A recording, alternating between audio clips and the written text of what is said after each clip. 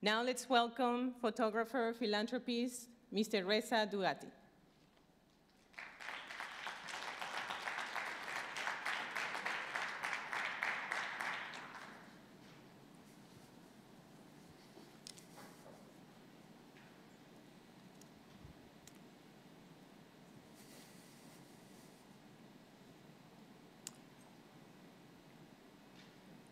Good afternoon, bon après-midi, très heureuse d'être ici. Parler de quelque chose qui est très important pour moi, qui fait partie de l'ensemble de ce que je fais depuis une quarantaine d'années, qui est la photographie.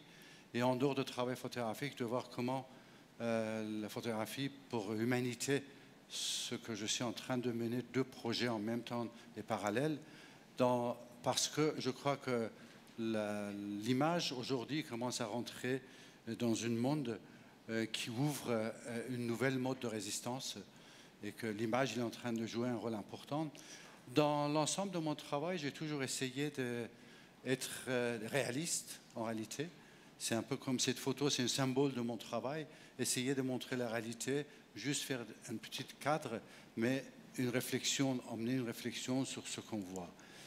Mais en même temps, très simple, le regard des enfants, le regard des gens, même si j'ai passé peut-être 25 ans ou plus dans les zones de guerre et de conflits, dans les camps de réfugiés, dans les révolutions, passer les jours et les nuits dans les tranchées, mais mon travail c'était plutôt montrer ce que les survivants d'une guerre ils vivent, et pas montrer l'horreur de la guerre à travers les yeux de survivants, comme cette petite fille du sud de l'Afghanistan qui est née sous le bombardement et qui a vécu sous le bombardement.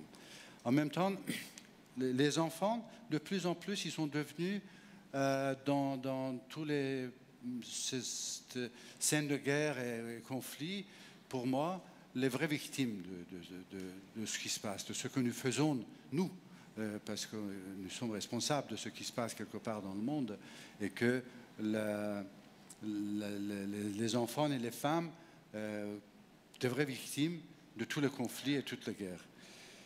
J'essaie d'être très simple dans mon travail photographique et très symbolique. Par exemple, cette image, au début de l'occupation de l'Afghanistan par les Russes, et c'était juste montrer avec une image très simple l'arrivée d'une nouvelle forme de résistance qui était à l'époque les combattants de l'ombre, on les appelait, c'était des gens comme des guerrieros, comment dirais-je, de l'ombre. Ou la culture. Une grande partie de mon travail, comme je dis, ça passe en Asie, en Afrique, en Moyen-Orient, en Amérique du Sud, un peu en Europe, mais évidemment, pour un photographe, la chose la plus importante, c'est la beauté. Et cette beauté, c'est dans la culture des autres, montrer aussi la culture. Mon travail m'a emmené à travailler pour National Geographic depuis 1991, donc voilà la couverture de projets sur lesquels j'ai travaillé. Et vous voyez très bien que c'est National Geographic, mais ce n'est pas de wildlife que je fais. Je m'occupe d'une autre wildlife qui est des êtres humains et des culturels. Et ça, ce sont les différents projets que j'ai travaillé. En même temps, ça n'est pas seulement National Geographic, mais aussi j'ai publié dans plus de 2000 articles dans les grandes médias du monde, dont une partie ici, qui montre un peu la variété de travail et en même temps comment, depuis ces années, j'ai pu vraiment avoir, sur ces 30-35 ans de travail, passer du temps avec beaucoup de ce qu'on appelle les decision makers et aussi les hommes et les femmes de la rue aussi. Les magazines, c'est bien, mais j'utilise beaucoup les livres aussi. Ici, couverture de livres que jusqu'à maintenant, j'ai produit avec l'ensemble de mon travail. Je continue. En novembre, je sors 2 livres nouveaux, fin novembre. Mais donc les magazines, les livres et aussi la télévision, évidemment, parce que pour moi, toutes les formes de répandre l'image, cet nouvel langage universel, c'est important. Nous avons rentré dans la même époque qu'on est rentré un moment dans le monde de papyrus. Vous vous souvenez de ce moment où il y a des grands changements, où l'invention de machines imprimerie par Gutenberg. Nous sommes dans ce moment de transition où l'image devient un langage universel et que, de la même façon que aujourd'hui je parle, j'imagine que beaucoup de francophones ici, mais avec mes images, j'expose au Japon, en Chine, en Afrique, à Ouagadougou et à Paris, à New York, à Londres. Ça se passe la même chose. C'est une autre. Donc la télévision, c'est aussi important. Voilà, ça, c'est juste pour rentrer dans le jeu. Passage d'une rivière au nord d'Afghanistan sur ces barques. Je suis après qu'il y a 2000 ans, l'armée d'Alexandre le Grand avait passé sur les mêmes rivières, sur les mêmes bateaux, parce que Hérodote, il décrit exactement les mêmes bateaux, la façon dont c'était fait. Mais ce n'est pas seulement un passage, je dirais, de raft, comme beaucoup de gens ils vont aller dans les montagnes, dans les rivières pour les vacances. Là, c'est des réfugiés afghans qui fuient le bombardement russe et voilà comment ils traversent ces bombardements avec tout ce qu'ils ont. Et en plus, les hélicoptères russes arrivent au milieu et ils bombardent ces pauvres réfugiés aussi. Les passages dans les montagnes, ça c'est la vallée de Panjshir, des réfugiés, des gens que je rencontre au fur et à mesure, petit à petit, dans mes voyages, dans mes travails, ils deviennent mes maîtres à penser. Les gens simples, mais que le temps qu'on puisse passer avec eux, les façons dont je travaille, c'est vraiment essayer de passer le maximum de temps avec ces gens. Et tous ces gens, hommes et femmes, filles, garçons, petits ou grands, ils deviennent quelque part mes maîtres à penser. Les réfugiés commencent petit à petit à devenir quelque chose d'important et je me rends compte combien la vie des réfugiés, de plus en plus, c'est difficile dans ce monde parce qu'être réfugié, ça veut dire tout perdre. Être réfugié, ça veut dire qu'au jour au lendemain, vous partez d'ici, vous voulez rentrer chez vous, on vous dit que désolé, vous ne pouvez plus rentrer chez vous et l'ennemi, il vous attend.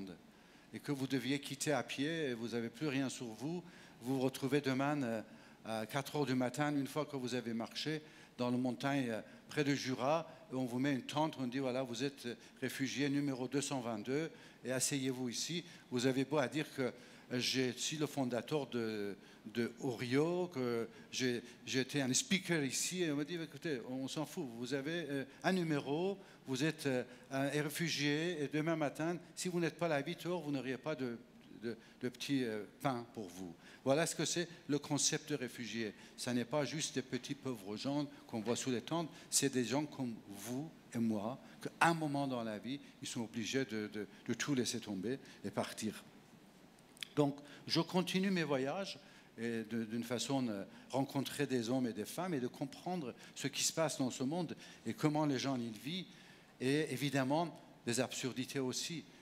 Dans un pays comme Afghanistan par exemple, où depuis octobre 2001, les forces qu'on appelle les forces de coalition, ils dépensent 10 milliards de dollars par mois pour faire la guerre depuis octobre 2001. Nous sommes octobre 2014. 13 ans, 13 fois 12 mois et 13 fois 12 mois et 10 milliards de dollars.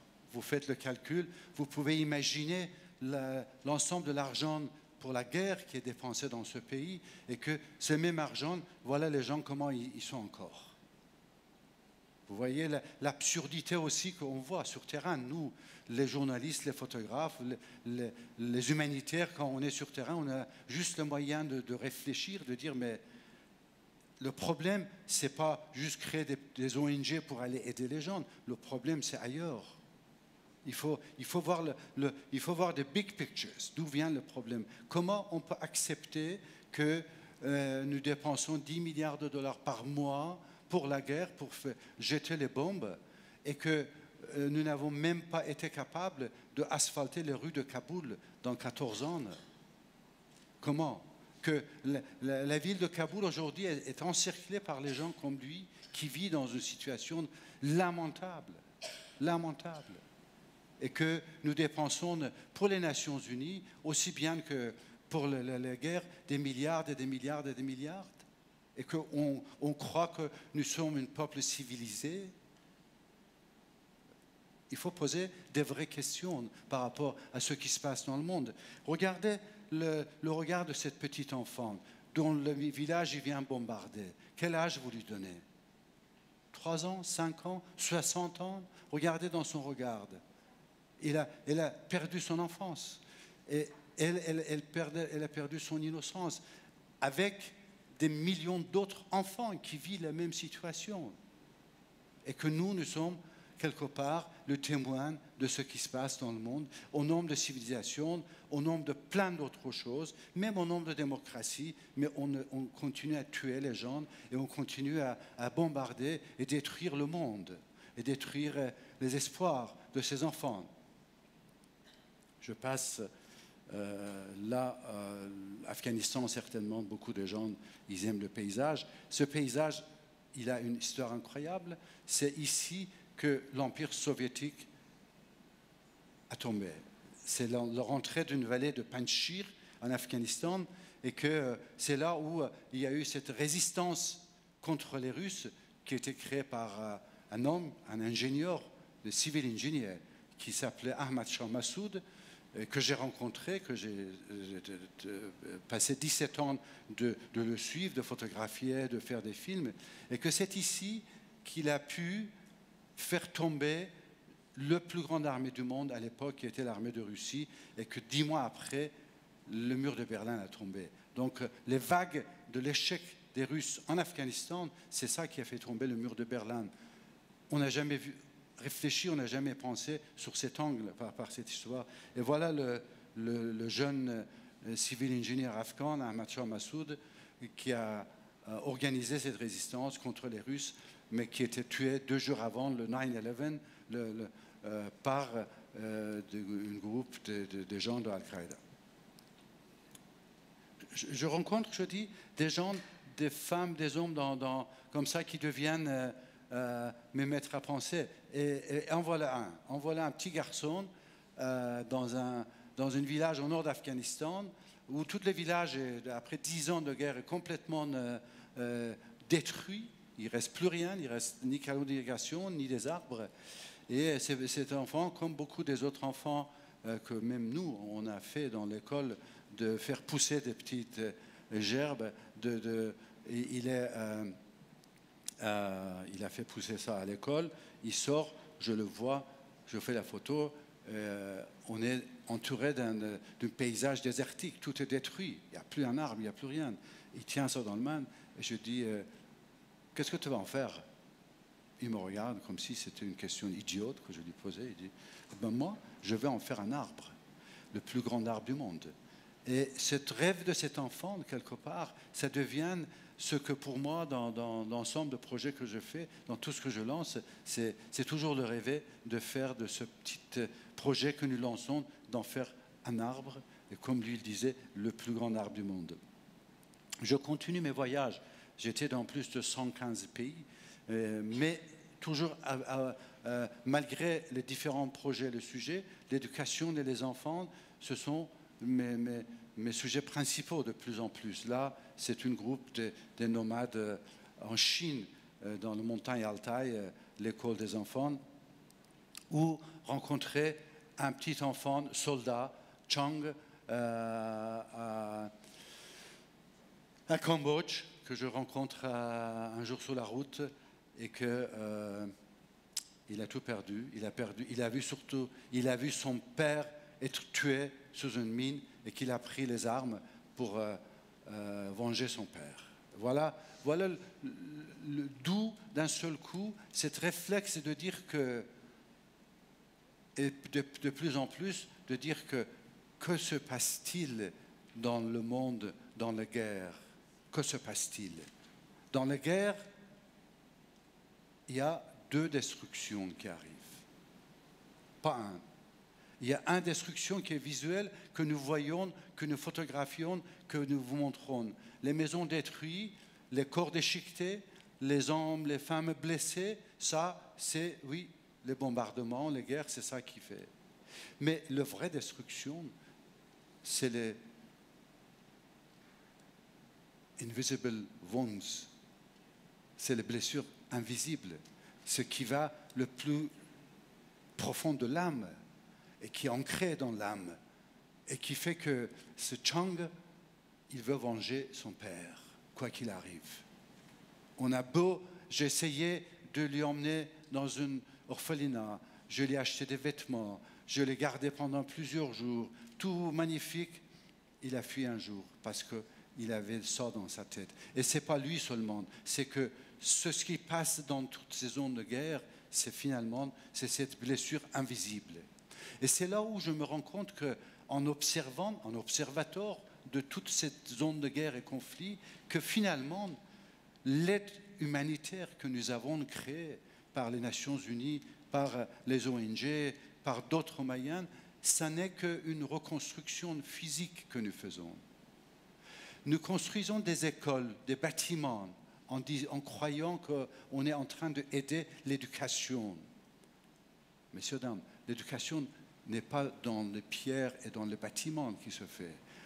L'éducation, ça se fait, c'est quelque chose de beaucoup plus profond. Dans une société, dans les maisons, ça se fait différemment. Ça se fait par les outils. Nous croyons qu'on va construire un hôpital au fin fond d'un village et on va aider la santé. On ne se rend même pas compte que 3 mois après, l'hôpital devient l'étable pour les animaux des villageois. On ne va pas le montrer. Vous voyez ce que je veux dire? Pour beaucoup des ONG, quand les ONG ils sont arrivés en Afghanistan, après le Taliban, et en disant on va construire des écoles, je me suis opposé en disant ne construisez pas des écoles. Tout le monde dit mais vous êtes complètement fou, ou vous êtes comme Taliban, vous ne voulez pas. J'ai dit non, vous savez ce qui va passer? Ils vont détruire vos écoles. Ils vont attaquer les écoles parce que ça va devenir le symbole de l'intervention des étrangers. Trouvons un moyen d'emmener l'éducation dans les maisons maintenant. Ce n'est pas le moment.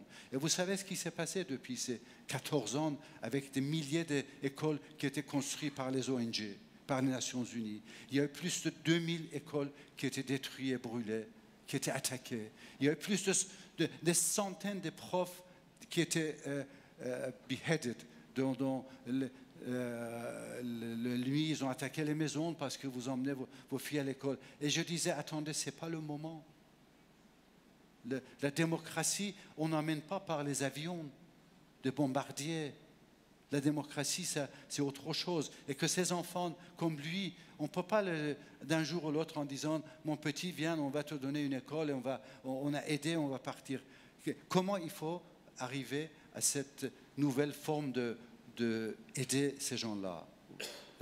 Ma question, dès le début, c'était ça, en disant les ONG, ils fabriquent, ils construisent des routes, ils construisent des canalisations, ils s'en vont. Mais quelque part, vous savez que les talibans étaient formés et éduqués dans les écoles faites par les Nations Unies.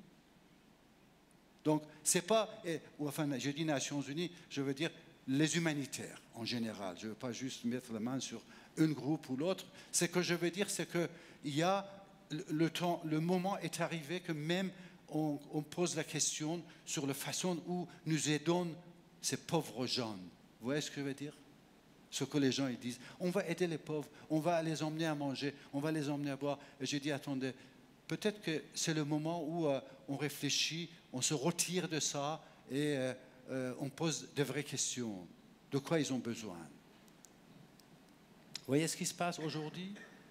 Depuis 14 ans de ces avions, les 10 milliards de dollars de guerre qui est dépensé, voilà ce que ça donne dans les ateliers cachés entre les frontières afghanes et pakistanaises. Voilà ce que le résultat de cette forme de dire que voilà, nous emmenons la démocratie avec les avions bombardiers, voilà ce qui se passe dans les écoles. Ouais. Mais ce n'est pas seulement là-bas. Les gouvernements, de plus en plus, ils essayent endoctriner les enfants. Regardez ce qui se passe en Chine. Les enfants à bas âge, ils deviennent ça. Et le grand danger aujourd'hui, et je le dis, je le crois, je le vois, c'est cette endoctrinisation des enfants pour devenir de chair à canon, pour devenir des tueurs. Vous savez d'où viennent beaucoup de ces jeux vidéo que nos enfants, ils achètent, que nous laissons nos enfants jouer? Beaucoup de ces jeux vidéo est construit et fomenté par les groupes militaires pour que les enfants, ils apprennent à tuer en appuyant sur les boutons.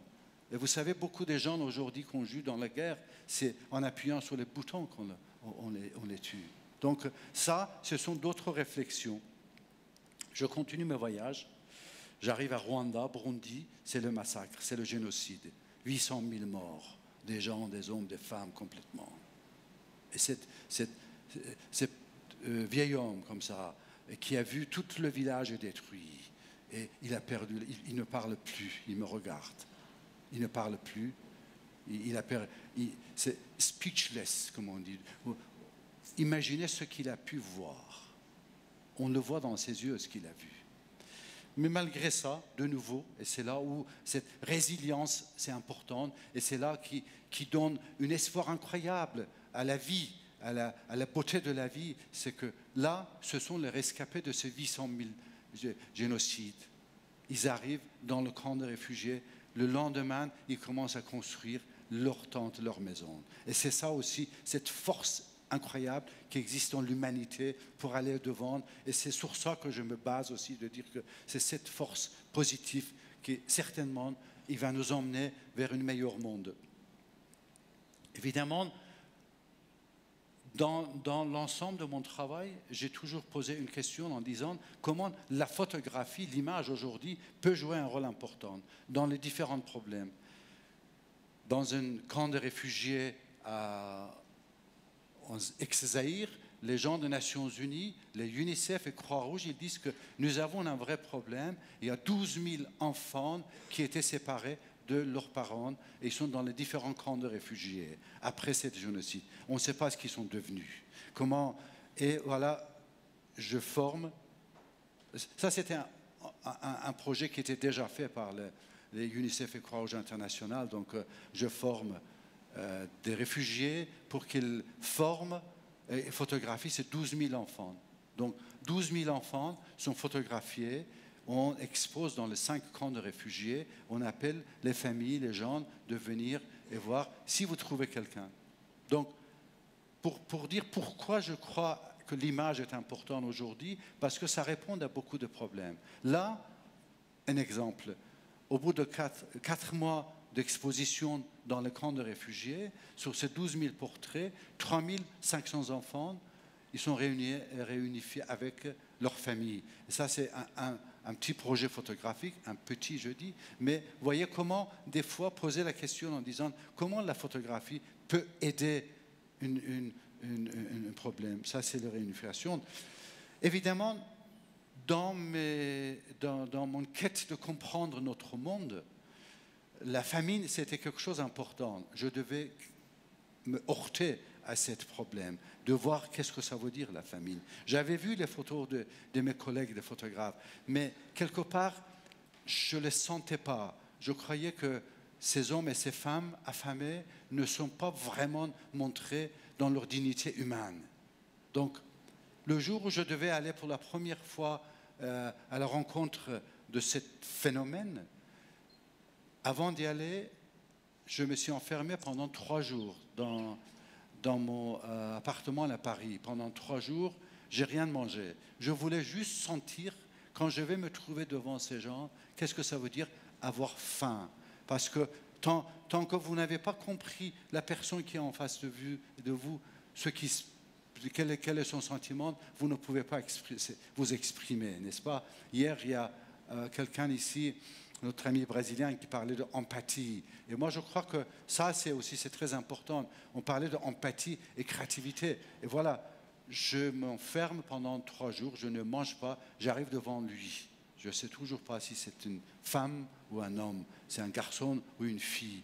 Mais la façon dont elle est là, c'est vraiment, pour moi, ça, c'est la dignité de l'être humain. Ça, c'est comme si le statut de Rodin, le penseur, qui est en train de nous poser des questions. Et j'essaye de comprendre ces questions. Et ces questions, ça peut être le suivant en disant, j'ai entendu que vous venez de juste arriver sur le Mars. Bravo.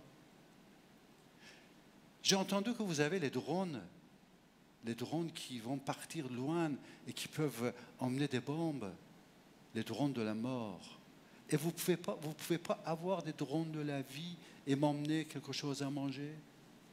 Voilà les questions qu'elle est en train de nous poser en disant, mais réveillez-vous. Comment aujourd'hui, en 2014, que nous pouvons déplacer 10 000 soldats avec toutes ces munitions, avec tous ces chars, avec toutes ces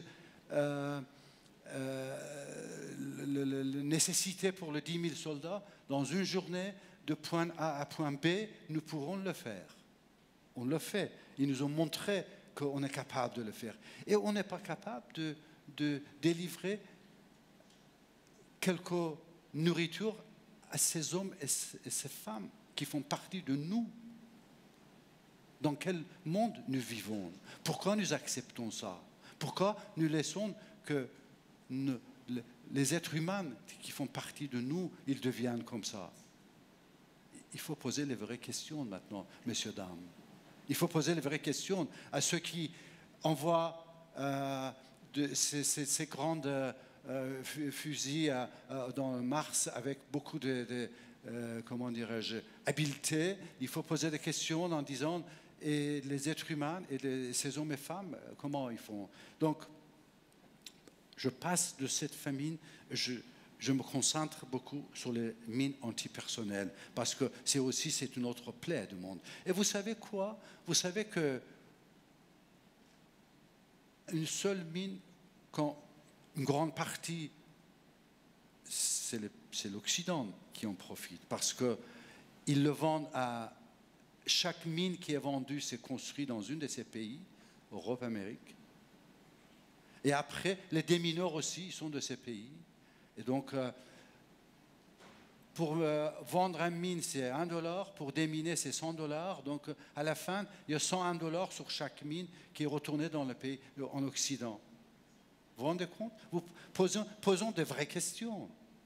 Mais qui perd de ses jambes? Les Cambodgiens, les Afghans, les Angolais? Posons les vraies questions. Cet argent qui est engendré par le vente des armes et par l'utilisation de ces armes, où est-ce qu'il est construit et où est-ce qu'il retourne et qui sont les gens qui payent avec leur vie? Et après nous, on dit, ah, nous avons créé des ONG humanitaires, ils vont aider ces gens-là. Oui, bien sûr. Mais attendez, posons les vraies questions. C'est nous qui aidons aussi à construire des armes et tuer ces gens-là et détruire leurs maisons. Posons des vraies questions. Donc, je passe du temps à voir qu'est-ce qui fait les mines antipersonnelles avec ces familles, avec ces hommes et ces femmes. D'ailleurs, un jour, on me dit qu'au Cambodge, vous voyez, il y a un endroit où il y a toujours des mines sur les rails de train et que le gouvernement, il en avait tellement marre que les locomotives y sautaient sur les rails qu'ils ont mis une très grande plateforme très métallique poussée par la locomotive. Comme ça, s'il y a des mines, c'est cette plateforme qui va sauter. J'avais déjà vu ce genre d'utilisation contre les mines. Mais après, la personne me dit, mais vous savez quoi, M. Reza, c'est que la plateforme est gratuite. Et les pauvres gens qui n'ont pas de quoi acheter des billets de train, ils voyagent dessus. Je ne crois pas. J'ai dit, je vais le voir. Et je fais le voyage dans la journée, aller-retour, pour ces pauvres paysans qui doivent aller dans un marché pour vendre leurs quelques petits oignons. J'arrive à Sarajevo. Sarajevo, voilà, au cœur de l'Europe, encore de nouveau une autre planète, un autre endroit, complètement détruit, complètement juste au cœur de l'Europe. Des années, ça passe. Toute une ville encerclée. Et d'ailleurs, ça c'est le seul hôtel, c'était mon hôtel à Sarajevo. D'ailleurs, il n'y avait ni eau, ni électricité, ni rien du tout pendant longtemps. Et l'ironie de l'histoire, c'est que j'arrive ici, on me loge à l'hôtel Président Wilson, au bord du lac. À 6 heures du matin, je me lève pour prendre une douche, il n'y a pas l'eau chaude. Je crois que c'est une blague. J'appelle la réception, j'ai dit, écoutez, il y a un problème, je crois qu'il n'y a pas l'eau chaude. Vous voyez, hôtel Président Wilson, comment c'est? Il dit, non, monsieur, il y a un vrai problème, on ne sait pas quoi, il n'y a plus d'eau chaude dans l'hôtel depuis la nuit. Et il n'y a toujours pas eu l'eau chaude. Donc j'ai dit, écoutez, j'ai déjà vécu ça dans d'autres hôtels, et j'ai pensé à cet hôtel de Sarajevo, que je vivais sans l'eau chaude, enfin sans électricité, rien du tout. Mais à un moment, dans toutes ces guerres, un moment très très dur, pour moi, c'est ce moment à Sarajevo. Parce que je dis, les guerres, les vraies victimes, c'est les enfants. Donc je réfléchis, comment on peut aider ces enfants? Et j'arrive devant cette petite fille à Sarajevo, dans les rues, assiégée, où personne ne sort parce que ça tire partout, parce que vous avez des francs-tireurs. Et je vois cette petite fille adossée contre le mur. Et je dis, qu'est-ce que tu fais là? Elle dit, je vends mes poupées. Et on était le 20 décembre, exactement. Je dis, mais pourquoi tu vends tes poupées? C'est dangereux ici. Il dit, mais vous savez, monsieur, ma grand-mère, ça fait 4 jours, elle n'a rien mangé. Et je me suis dit, peut-être que je peux acheter quelques pains pour elle si je vendais ça. Donc, et là, d'un seul coup, je sens la vraie destruction, comme on dit, des guerres qui font. Elle n'était pas morte, elle n'était pas blessée, mais c'est une blessure profonde qu'elle doit certainement garder jusqu'à la fin de sa vie. Comment vous, les filles, vous savez comment les dames, qui étaient, petites filles, tous, vous avez... qu'est-ce que ça veut dire, les poupées d'une enfance? Qu'est-ce qui vous emmène à vendre? Voilà ce qui fait les guerres. Donc, j'arrive, je continue ma quête de comprendre l'humanité. J'arrive dans un village entre Azerbaïdjan et Arménie. Et 3 jours avant que j'arrive, les forces arméniennes, ils ont encerclé un village azerbaïdjanais qui s'appelle Khojali et ils ont massacré hommes et femmes dans une nuit. Des centaines des enfants. Ils l'ont fait comme on lit dans les histoires, comme ils essayent de nous dire que, vous savez, nous sommes les victimes d'un génocide. Ils ont fait la même chose. Et ça se produit, ça se fait la même chose. Donc, je commence à poser aussi des questions sur la nature de l'homme. Mais je reviens sur l'histoire de beauté. Le plus important pour moi, c'est toujours essayer de montrer la beauté qui existe dans l'être humain. Quoi qu'il soit, dans n'importe qui que ce soit. Voilà, les hommes et les femmes que je rencontre, un passeur, un homme en Égypte, sur le delta du Nil, il a un petit bateau. Je dois louer un bateau pour voyager pendant 4 jours. Et voilà un portrait de cette, comment dirais-je, passeur sur le Nil. Ou un portrait de Benazir Bhutto, avec qui j'ai passé plusieurs mois quand elle était venue se battre contre la dictature.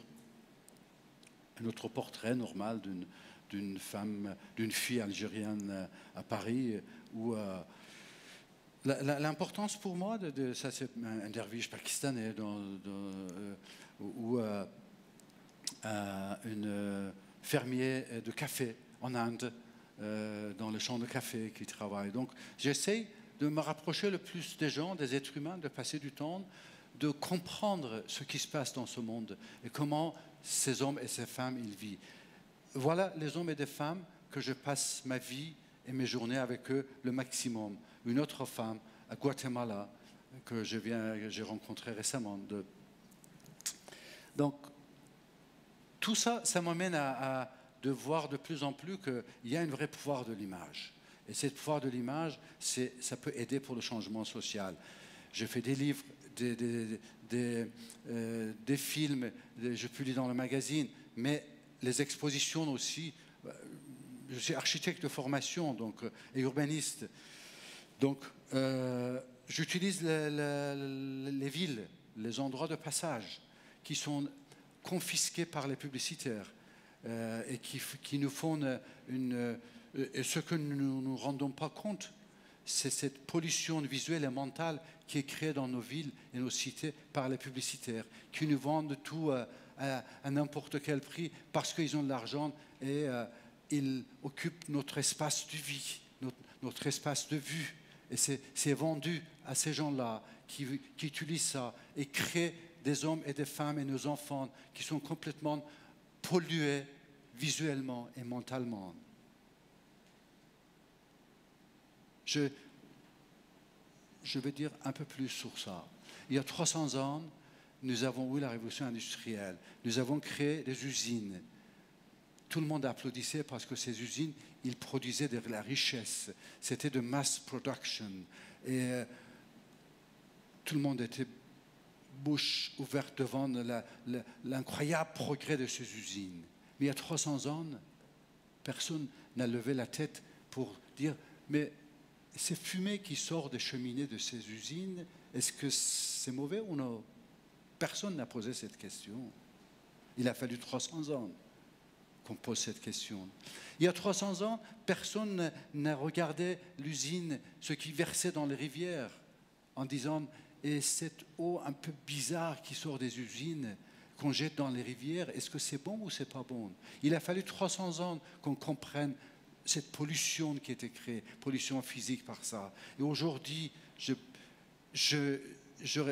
en tant que quelqu'un qui sait ce que c'est, qu'est-ce que c'est la force de l'image, le pouvoir de l'image, en tant que quelqu'un qui comprend comment la photographie influence nous, nos enfants, le monde entier quand nous marchons dans les rues, et que tout est publicitaire, tout notre espace de vie qui est vendu à ces publicitaires qui savent exactement comment utiliser aussi l'image pour vendre leurs produits, et qui créent une pollution mentale, et que j'espère que 300 ans après, quand on va se réveiller, on va se trouver avec une population mondiale complètement détruite mentalement et visuellement. On ne va pas dire « Oh là là, quelle erreur on a fait, on a laissé ces publicitaires d'envahir nos cités ».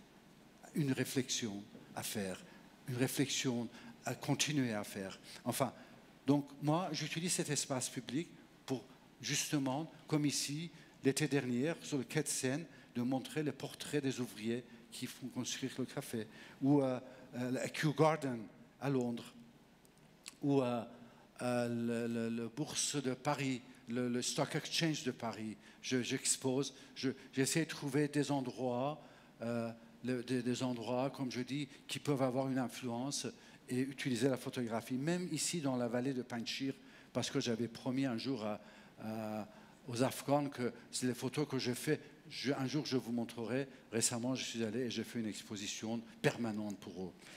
Ou même à Doha, à Qatar, pour la première fois, j'arrive à imposer de faire une exposition quelque part de portraits de tous ces hommes et femmes qui travaillent dans ces Émirats, qui sont tous des étrangers, qui construisent ça, et montrer leur vie, leurs histoires sur le corniche, en plein mer. Donc, je continue, même avec les grandes projections, avec la musique, emmener l'image de jouer le rôle qu'à mon avis, il faut qu'il joue. L'année dernière, en Corsica, d'autres expositions, d'autres moyens, d'autres endroits de faire ça. Ou même utiliser l'image comme une forme de purement militantisme. Ça, par exemple, devant le White House, parce qu'il y a quelques années, il y a eu une femme en Iran qui a été tuée dans la manifestation en 2009, Neda il s'appelait, et que c'était la première fois qu'on avait filmé quelqu'un, un manifestant qui était tué directement par un téléphone portable. Et là, j'ai utilisé ça, son nom et sa photo, et j'ai construit cette installation qui était de 500 personnes qui portent le même visage d'une personne qui est manifestante. Ou à Paris, la même chose, donc expliquer, montrer ça.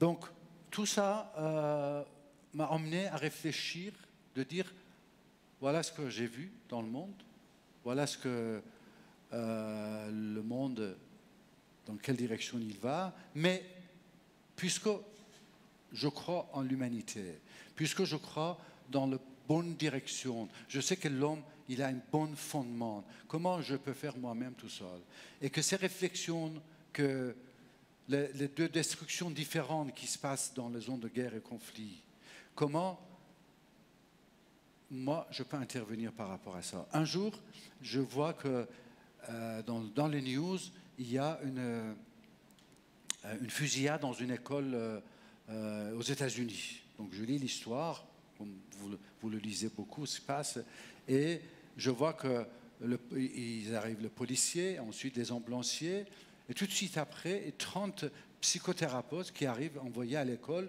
parce que ces enfants avaient entendu un coup de fusil et il fallait envoyer des psychothérapeutes pour qu'ils puissent parler avec eux, avec les profs.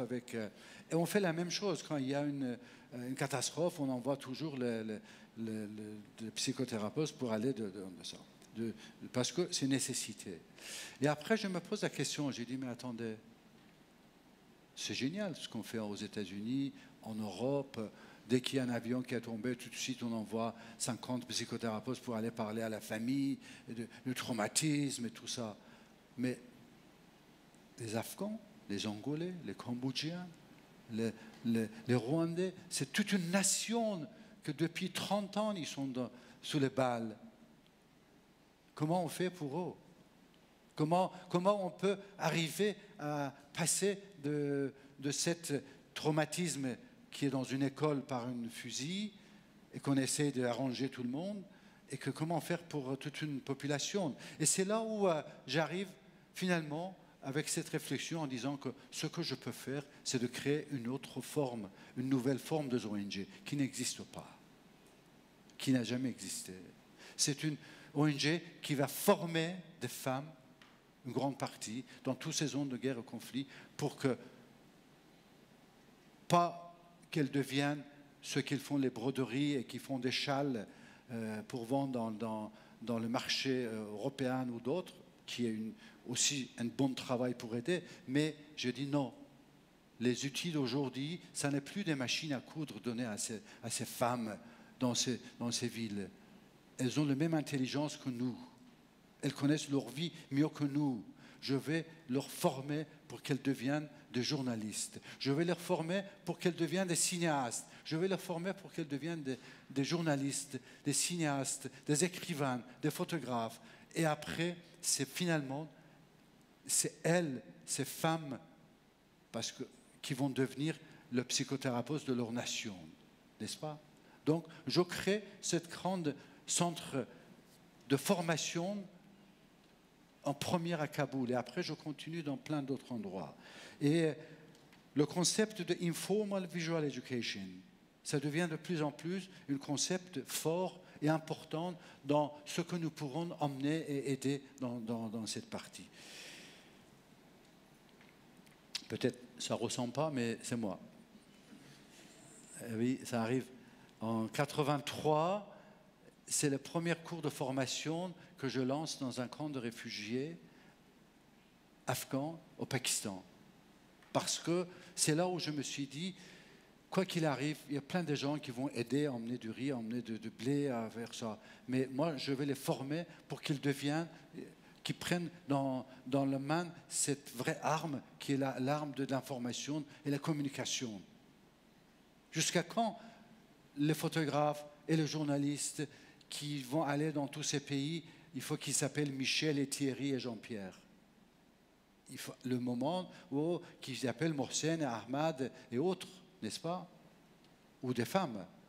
Et que donc je commence à former ces gens-là. Et je continue cette formation. Ensuite, Nations Unies, ils me demandent de devenir le directeur de l'opération de l'aide en Afghanistan. J'accepte le projet. Pendant 1 an, je prends mon, comment on dit, le bâton de pèlerin, de village en village, pour emmener de l'aide. Mais la première chose que je fais, j'ai dit, d'ailleurs c'était ici, quelque part d'ici à Genève, quand il m'avait invité pour accepter ce travail. J'ai dit, je ne veux pas donner une seule graine de blé gratuit. Je vais lancer des projets de formation, de construction Food for Work. Et je lance un des plus grands projets de Food for Work au nord d'Afghanistan, où seulement des hommes qui avaient des pelles, ils recevaient quelque chose, ou des femmes qui venaient travailler, qui avaient des métiers à coudre et tout ça. Mais ça, ce n'était pas suffisant. Donc, je lance cette nouvelle ONG à Kaboul en 2002. Et la première chose que je fais, forme des femmes, et je lance le premier magazine pour les femmes en Afghanistan. Imaginez, après Taliban. Et vous voyez comment il s'appelle le magazine en 2002? Ça vous dit quelque chose, ce nom? En 2002. Je choisis ce nom parce que c'est un nom qui parle, et finalement, vous voyez, l'importance des noms. Et aujourd'hui, Malala, c'est le prix Nobel de la paix. Ça, cette magazine, je lance en 2002 pour les femmes en Afghanistan. Je lance un magazine pour les enfants, pour les familles. Et quand je disais que j'étais contre, je suis toujours contre la construction des écoles dans ces pays, et je dis, voyez, je vais emmener l'éducation dans les familles. Il y a des outils aujourd'hui que nous pourrons faire ça. Cet outil, c'en est une. C'est une magazine que même sous Taliban, on distribuait gratuitement dans toutes les maisons.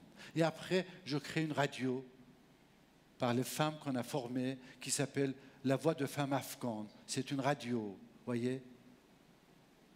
Que des femmes qui travaillent, des femmes afghanes, journalistes. Même ceux qui réparent les ordinateurs sont des femmes. Tout ça. Le seul homme qui travaille dans cette radio à Kaboul, c'est celui qui sert le thé pour les femmes, voyez? Je renverse tout. Mais ça fonctionne. Ce programme de radio, ce magazine pour les enfants qui s'appelle L'Envol, ça emmène l'éducation dans la maison. L'éducation pour les filles, parce que c'est ça qui est plus important, n'est-ce pas? Regardez, la distribution de cette magazine, pour la première fois, les gens ils ont accès à ce genre d'écriture. Nous formons plusieurs femmes à devenir les cinéastes et faire des films documentaires. Et voilà ce qui se passe dans le... elles font des films et se deviennent nominées Emmy Award. Les premières femmes photographes, le cinéma mobile en Afghanistan pour montrer les projets, les grands films éducatifs pour le compte des différentes organisations des Nations Unies. Donc comment l'image peut utiliser ça? On lance le premier soap opera afghan où une femme est juge dans le film. Un de nos photographes, il gagne le prix Pulitzer, un Afghan pour la première fois, qui est le prix Pulitzer. Et évidemment, au Caire, on voit arriver de Facebook et Twitter. Mais ce projet, je le mène aussi dans les banlieues européennes. Ça, c'est plein des jeunes maintenant, de plus en plus, qui sortent des écoles en Europe, aux États-Unis. Et je suis en train de lancer les mêmes programmes dans les banlieues européennes. Voilà à Toulouse, l'autre était dans une autre ville. Ça, c'est en Sicile, en Italie. Et en plus, leur travail est exposé dans les grandes villes pour montrer aux gens de cité, de créer cette liane entre les cités et les villes. Voilà, ça c'est le début d'une grande histoire, Exile Voices, sur les réfugiés, ce qu'on est en train de lancer. Je parlais des réfugiés et nous avons aujourd'hui 50 millions de réfugiés dans le monde. Seulement des réfugiés. Si vous comptez plein d'autres gens, les exilés ou autres, c'est plus de 100 millions. Et je vais me concentrer les 5 prochaines années de créer une nouvelle ONG qui va former et aider les enfants dans ces camps de réfugiés. J'ai déjà eu des exemples. Ça, c'était des enfants réfugiés à Ouganda que j'ai formés. Une autre, des enfants réfugiés irakiens en Jordan que j'ai formés. Et récemment, j'ai commencé un travail dans un camp de réfugiés syriens au Kurdistan. Et c'est là où ce sont quelques images de ces réfugiés. C'est mon nouveau travail. Et j'ai envie que vous voyez un peu ce qui se passe. Quand je parlais des réfugiés, qui sont ces gens-là et que ce qui se passe. Ce sont les gens comme vous et moi. Voyez, comme vous et moi.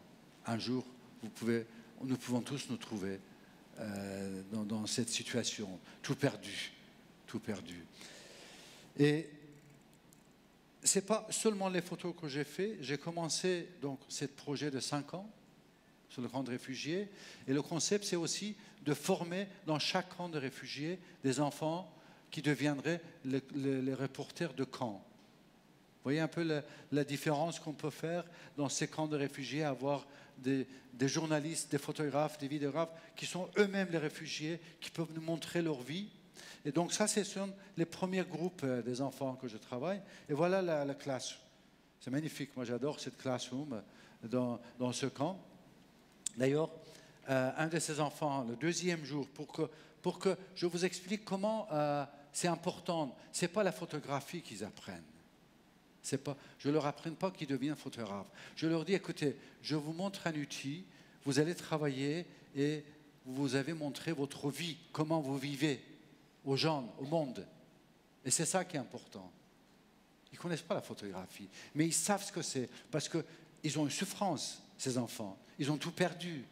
Et donc, la fille rouge en deuxième, là, que vous voyez, mais Maya Rostam, le premier jour que je donne un appareil, elle part en courant.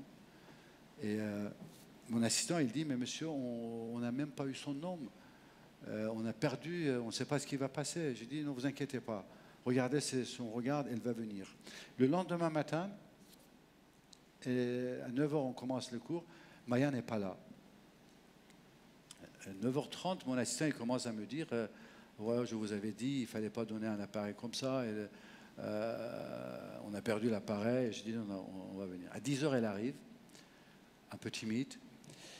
Je l'appelle, je dis, Maya, pourquoi tu es en retard?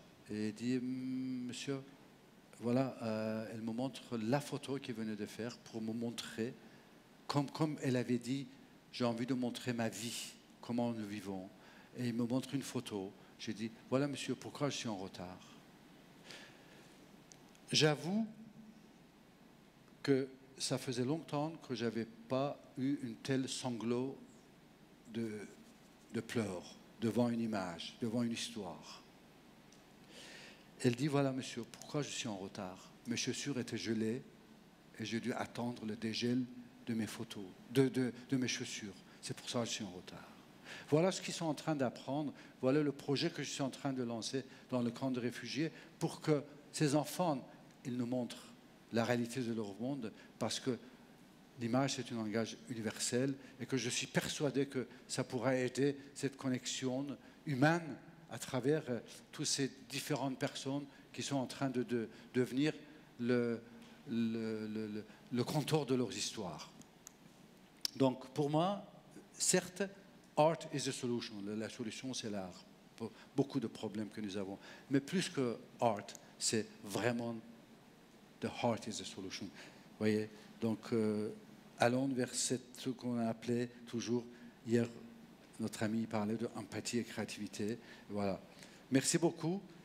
Merci de votre temps.